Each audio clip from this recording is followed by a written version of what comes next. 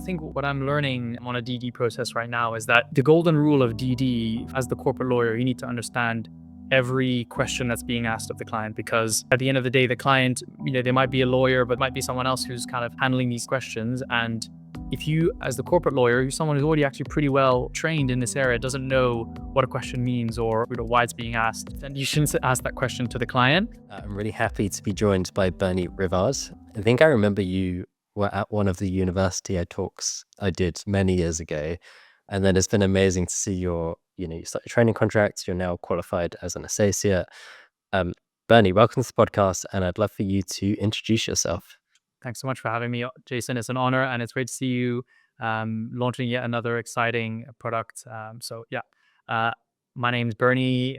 Yeah, as Jason said, I've just qualified into the private equity team at Travers, and I basically took the most traditional route to coming here. So, 3 years of undergraduate law at King's College London, no gap years, and I think in the back of my mind, I always knew that I'd be a transactional lawyer, but it took a lot of twists and turns throughout my TC, sort of figuring it all out. But at the end of the day, here I am, and I'm happy to speak to you about private equity.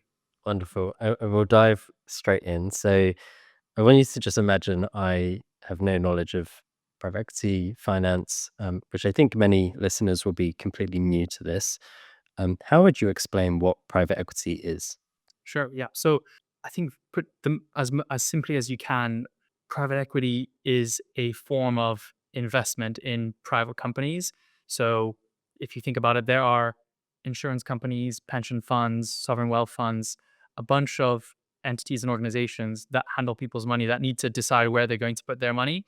And private equity is just one of the ways that they can invest in and make investments in private companies. And you can go to the sort of mechanics further, but at a basic level, it's just helping privately owned companies grow, and then buying them, investing in them, and selling them at a profit.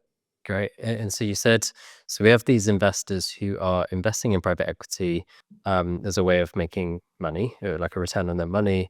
And it's one of the things they can invest in. And so what do private equity firms then do with that money? Sure. So essentially, a fund has about a lifetime of 5 to 10 years, and they have a mandate to return the money that they were given from their investors, so their LPs, we call them, so the pension funds, the sovereign wealth funds, to return the money they borrowed, and as much more as they can, right? Because the private equity company will manage the companies that they invest in, or most likely acquire. So the job of the private equity firm is to not only identify companies that are worth acquiring, and there's potential to sort of grow their value and improve them, whether that's sort of restructuring, bolting them on by acquiring other similar businesses, or subsidiary businesses, complementary businesses. And so, identify those companies and then acquire them, which we could talk about how that works.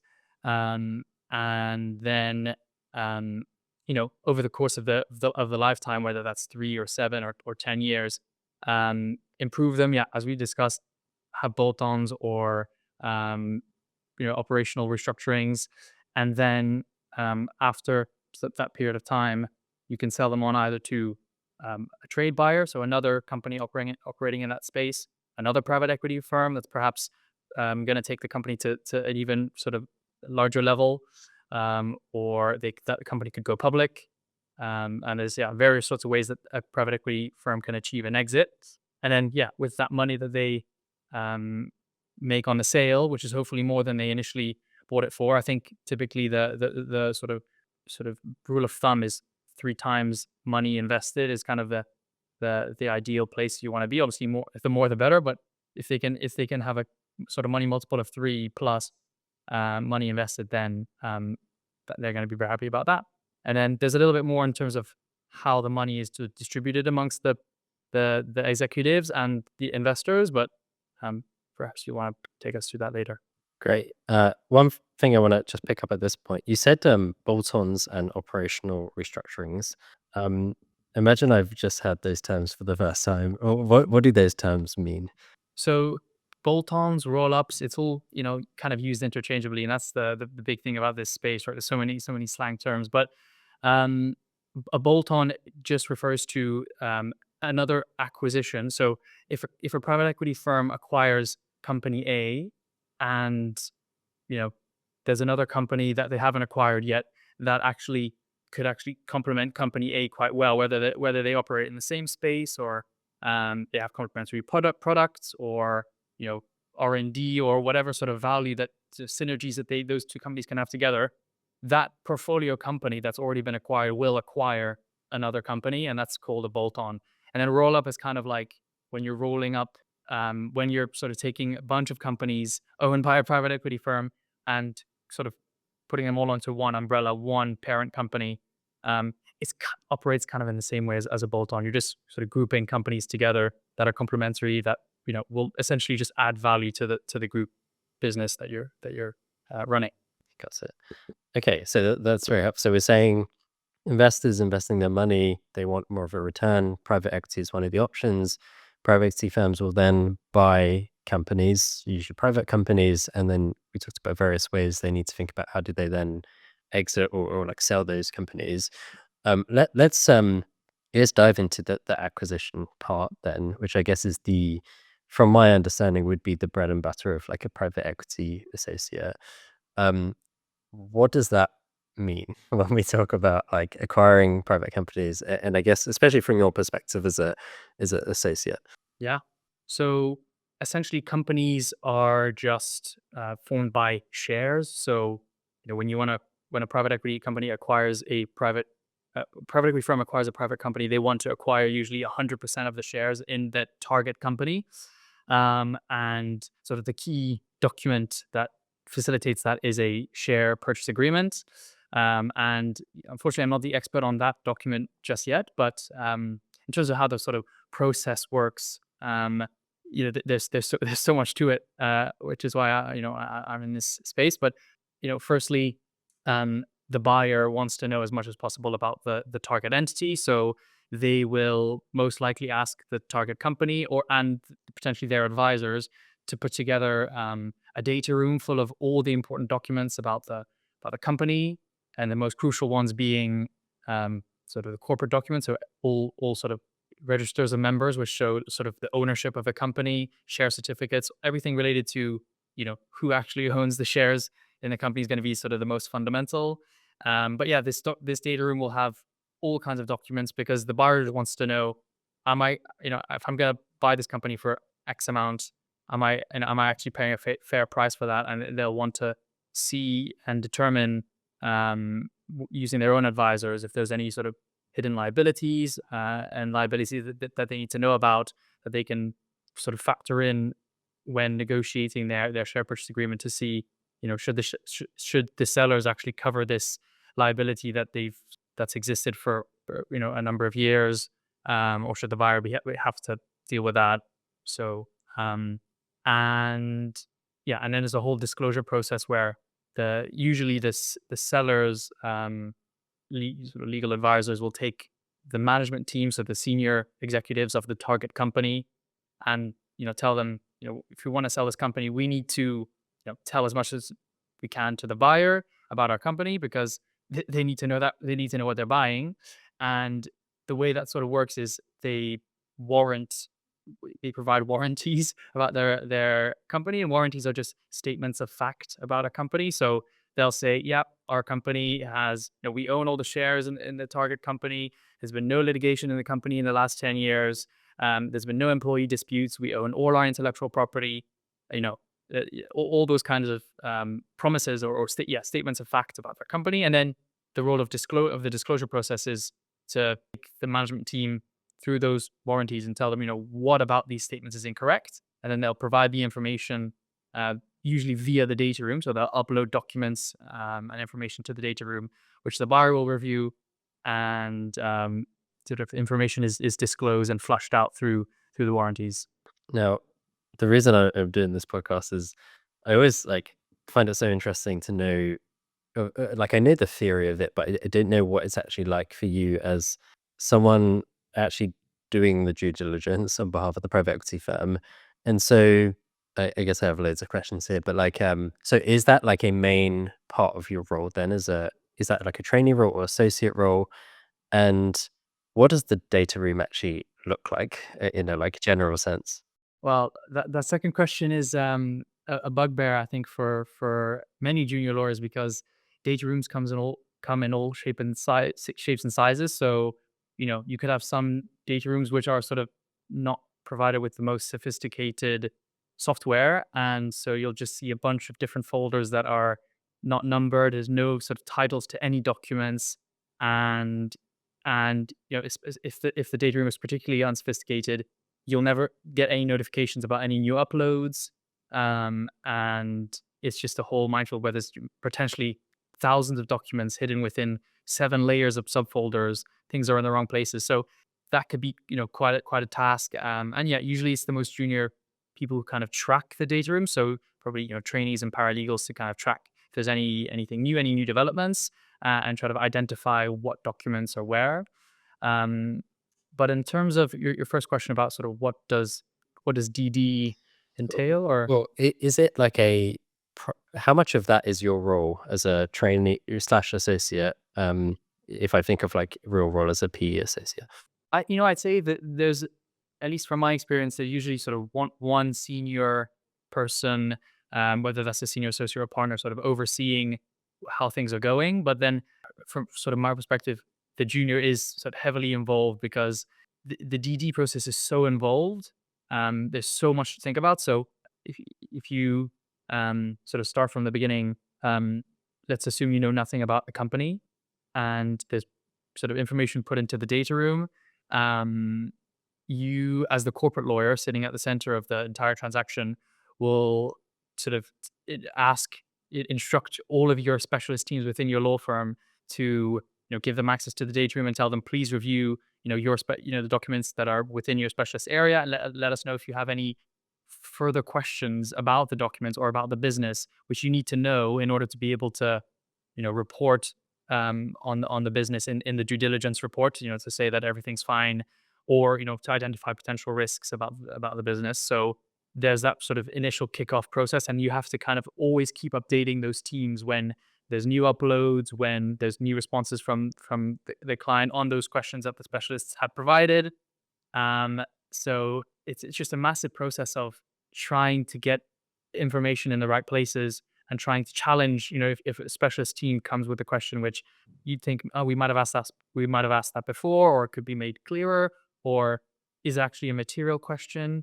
Um, and material, but by that we mean, usually when we conduct these reviews, we don't care about issues that are, say, under £10,000 worth. If there's some sort of non-compliance with some sort of regulation that where the total maximum fine is £10,000, and we've been told that our materiality threshold is £300,000, we can sort of get rid of that. So there's a lot of sort of thinking about what questions are being asked, because eventually there's going to be sent to the client, and the client's going to ask you, why are you asking me this? It's either not material or it's not within your scope to review. So yeah, it's basically just being at the center of things, thinking about what you're sending the client, and eventually, sending like sets of questions and responses between your specialist teams and potentially, your sort of foreign offices or overseas counsel, and eventually, you know, asking people to populate a report to actually report on every aspect of the business based on what documents they've seen in the data room and what responses they've received from the client on their questions. Great. Yeah. No, that's very clear. And so you have these like teams that come to you if they've got questions, maybe from counsel as well. So do you go in looking at the documents with those questions in mind, or do you also have to then look out for things that no one's told you about, but you might think this could be an issue? Is that involved? Yeah, so I think what I'm learning, I'm on a DD process right now, is that the golden rule of DD, from what I understand, what I'm striving for, is that you need to understand, as the corporate lawyer, you need to understand every question that's being asked of the client, because at the end of the day, the client, they might be a lawyer, but it might be someone else who's kind of handling these questions, and if you, as the corporate lawyer, you're someone who's already actually pretty well trained in this area, doesn't know what a question means or why it's being asked, then um, you shouldn't ask that question to the client. Um, and so there's that. And then I think as the corporate lawyer, you have the big picture on a transaction. So you might be told things from the client, um, to the effect of, there's this issue that we're aware of, there's this material litigation that we're aware of, or this material non-compliance with some sort of regulation, but we're seeking specialist advice on that. So you can completely disregard that from your review. We only want you to focus on X, Y, Z. So and there's other things which yeah, other specialist teams won't necessarily need to know about, but um, yeah, that's kind of the basic. And is DD the start of your role? And what I mean by that is like, say you get an email from a partner and he's like, or she's like, I want to get you involved in this matter. Is the first step from your side as associate due diligence, or is it like the structure of the deal? Is there something before that step? So I think it depends if you're acting for the sellers or for the buyers, but I'd say generally the the first step is, if there's actually some seriousness to the transaction, is you'll be negotiating NDAs. So and your audience is well versed in this stuff, but for the avoidance of doubt, non-disclosure agreement essentially, um, the target business, the entity that's being acquired, will want to protect its confidential information, its sensitive information, potentially commercially sensitive information. And yes, of course, it wants to be acquired. Otherwise, it wouldn't be in this process. But if there's, say, 5, 10 bidders, whether private equity or otherwise, or private equity companies, private equity firms that have portfolio companies that are similar in sort of operate in the same sector as the target business, they'll want to ensure that the information they share, that the buyer needs to make a reasonable sort of judgment as to whether or not they want to buy the business or sort of continue on in the process to see if they want to buy the business. They want to ensure that the information that they give is protected. So um, as the lawyers, we will usually sort of if we're acting, especially for the sell side, we will we'll send out NDAs to any bidder and we'll negotiate that with them. And it's sort of just a process of managing that and making sure there's uniformity when you negotiate all these NDAs. I see that's kind of the first process, but there's information memorandums that are prepared by the sort of investment bankers who I like sort of consider them the real estate brokers of companies, right? So their job is to help sell the company, and so yeah, they'll be, they might instruct you at the very very start, and then you might start building the data room, you start negotiating NDAs, and then maybe the DD, once a bidder is selected, you might start with sort of, or all bidders might start running their own, preparing their own due diligence reports, and then kind of goes from there. And what happens next after as a corporate associate once you've done the DD report? The warranties and the disclosures that are sort of linked to those warranties inside, usually inside the SPA, but it could be a separate document. And you'll have the disclosure process. So there might be even more information disclosed by management. That's very much focused on the warranties. So it's kind of a separate process to DD. Um, but actually, just to correct myself, DD can happen whilst this can all happen simultaneously, and that's why deals can happen, in a week or shorter. It just depends on how comfortable the buyer is on the risk that they've seen and the potential risks that might be out there. You can agree to buy a business, but then actually also agree that before you actually complete the transaction, i.e., affect the transfer of shares from the sellers to the buyers, you can agree that within that gap period to sort out the business, to find out more about an issue, to seek approval from a regulatory authority. Um, so yeah, the SPA negotiation, the DD, the disclosure as against the warranties contained within the SPA. It all happens. It can all happen at the same time, um, and that's kind of the sort of next step. And then once that's all negotiated and sorted, any of those conditions that I mentioned, between having signed the SPA, and what the buyer needs in order to actually complete the transaction, or the conditions precedent. Once those are satisfied, whether that's seeking approval from a competition regulator that the transaction is good to go, um, then the transaction can take effect. And yeah, there's a couple other bits and bobs there, but hopefully that gives you a broad overview. Okay, so we talked about there then the next stage is after due diligence. I guess how much of that side are you involved with as a associate? Is that something the partners are more involved with? It depends on how much you're willing to take. At least that's the case at Travers, right? So, um, especially when, yeah, so from my experience so far, especially with the disclosure process, on one transaction, we were acting for just the management team. So we just wanted to, make sure that they were protected and they were disclosing everything that they needed to. Um, and yeah, you can get very close transaction to a transaction. You can get very close to the management team, emailing them directly. Um, so yeah. Fantastic. Okay, we've mentioned warranties, conditions, precedent. Are there any other terms that you think kind of is like, but just becomes like very normalized for you in the space as a P associate, but maybe people wouldn't necessarily know? Yeah. Um, I'd probably say there are two. So the first would probably be indemnity. So an indemnity is, again, usually provided by the sellers of a target business, um, essentially covering known risks. So warranties usually cover unknown risks, but an indemnity is essentially a promise by the seller to the buyer to say, in respect of this known liability about our business, whether that's some sort of litigation that we think is going to cost 10 to 20 million pounds, or whatever it costs, we promise to pay you every single pound of that, of any um, adverse outcome of that litigation, and that's sort of agreed in the document.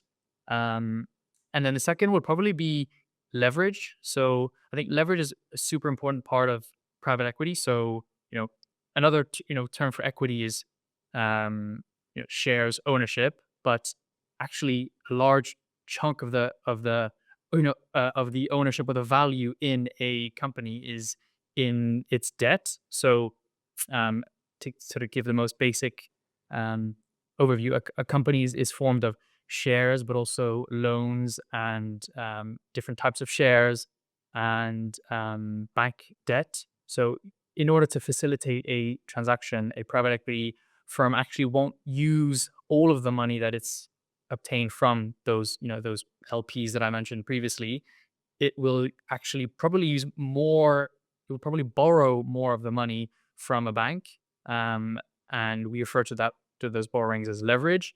And essentially, it's in the name itself. With leverage, you can leverage the equity, the money that you have from your investors even further. So instead of investing in, instead of putting £100 million worth of your LP's money into one company, you can actually put, £10 million into 10 different companies. So again, you're still investing 100 million, but you could borrow 90 million pounds for each of those companies. And there's so many benefits to that. One, diversification. If that one company you invested in did badly, then you're not doing so well as an investor. So the 10 gives you, spreads the risk a little bit. But two, I think most importantly, from an economics perspective, when you just put in 100 million pounds into a company, and it grows by, say, 50%, it grows to 150 million. It's worth 100 at the start, and now it's worth 150 million. You've grown your money by 50%. Fine. Um, but if each of the top 10 companies did the same, and we're just assuming that for the sake of this analogy, um, your equity value, yeah, starts at 10 and ends at 50. So you've 5 times the money you've invested. Obviously, the debt needs to be paid off, but you're making your money go further by, in each case, borrowing money when you're investing in a company, using bank debt to invest in the company. Fantastic. Is there anything we haven't talked about in relation to your role as a private equity lawyer that you think is kind of important to understanding what you do? Mm, that's a good question. Um, I mean, look, it's. I think it requires a lot of stamina and probably more attention to detail than you would think, right? Um, I suppose the common view is that corporate lawyers, yeah, that you sort of it's a very process driven job, and of course it is, but you know, it, where we add value is actually being right and being on top of every detail, and especially when it comes to DD, it's such an important process. You can't miss a risk. You have to make sure you advise your client as best you can, and it's not big picture. It's not about the big picture when it comes to due diligence, right? You need to look into every nook and cranny. So yeah, like you need to be commercially aware. You need to be interested in how the business works, and see how everything fits in. And especially with DD, you need to yeah, if you get this new piece of information, this question, you need to know that, okay, I need to ask the client about this, but it's also going to affect this, this item, my report. I need to flag to the, to the specialist team that this is what I've asked, and this is why I've changed the question. So it's super involved. And at the end of the day, the most important thing is it's the people you work with, right? So if you have a good team, you can accomplish anything, and can be really great fun, right? Like it's probably the area that has the most unpredictable hours. Um, but if you have a sort of a team that's helping you develop and helping you learn, then you don't really care about the unpredictability, because I'd rather do something I enjoy but never know when I'm gonna have to do it, rather than something I don't enjoy so much. Yeah. Lovely. And speaking of the team, how does private equity sit in Travers Smith's practice areas? And what I mean by that is, I think it's useful to kind of know how different law firms are structured, how they work as businesses. So how does that work within the firm? So we have two corporate practice. So yeah, two practices or two departments which form our corporate team. So we have the private equity team and the CME team, and essentially our CME is public M&A, IPOs, and sort of anything to do with public companies. But they also do a bit of private M&A. The private equity team is solely focused on advising private equity firms. So yeah, we can be involved in a public to private. So as you referenced before, taking a private company private to then privately own it throughout the course of its lifetime. Um, and yeah, we're at Travers we have a team solely dedicated to private equity. I think potentially one of the largest in the city, that's solely focused on PE. And I think it's one of our sort of selling points as a firm. It's one of the cornerstones of our firm. Amazing. Um, Two very final question. One is like, are there any trends you're seeing? And I know, um, you've recently joined the team, but from your experience being in the private equity space, anything that's kind of like emerging that maybe people just wouldn't know about? So probably the key trend in private equity is the rise of warranty and indemnity insurance. So it sounds a bit dull, but it isn't. I promise you, it's not. Um, and this, yeah, I think it seems to us that 70-80% of transactions we now do involve W&I insurance, as we call it. So, um, what it is, it's usually an insurance policy taken out by a buyer to essentially protect them once they acquire a company, protect them from any risks of a breach of warranty. So, when a seller says, "Yep, everything's fine. We haven't, let's say we haven't had no litigation in the last 10 years," and it turns out that that wasn't the case, and they didn't disclose it, or they might have disclosed it but not very clearly or fairly, then there's a breach of warranty there. But the buyer doesn't claim from the sellers or the warrantors of that warranty. They will claim from an insurer. And so, yeah, another whole aspect of this whole piece of an acquisition is an insurer that's going to be involved in the process to make sure that they're comfortable that the DD is being done correctly. Um, and yeah, so essentially, this is a trend. It's on the rise, and it helps transactions so much because the sellers are going to be more inclined to sell their business because their liability is usually capped to about one pound's worth. It helps private equity firms, usually the acquirers, get comfortable that there won't be any ongoing risk once they acquire a company. And it also helps with negotiation. If, for example, a seller doesn't want to agree a large indemnity cap, so agree to pay out potentially a huge amount of money to the buyer. You just if you have W&I in place, it all doesn't really matter, um, because seller's liability is limited to £1. If there is any issue that was, except for fraud, if there is any issue that is found after acquisitions, so any breach of warranty, the buyers can sue the insurer and make themselves whole from that. So that's a huge influence in the PE space in the recent years. It's the kind of stuff I wouldn't have known, but I imagine it changes a lot about how things work in practice. Last question for you, and many people listening will be interested in private equity. Maybe they're students or applying to law firms, future trainees, even people deciding whether to pick it as a seat. I guess you're someone that's obviously you've chosen to qualify into this space. Advice, if any, would you have to those people? I think it's going to be my advice is going to be twofold. Firstly, generally speaking, what will help you in any space is your curiosity and your, taking an interest, taking ownership, in your interest. So asking thoughtful questions, and things like that.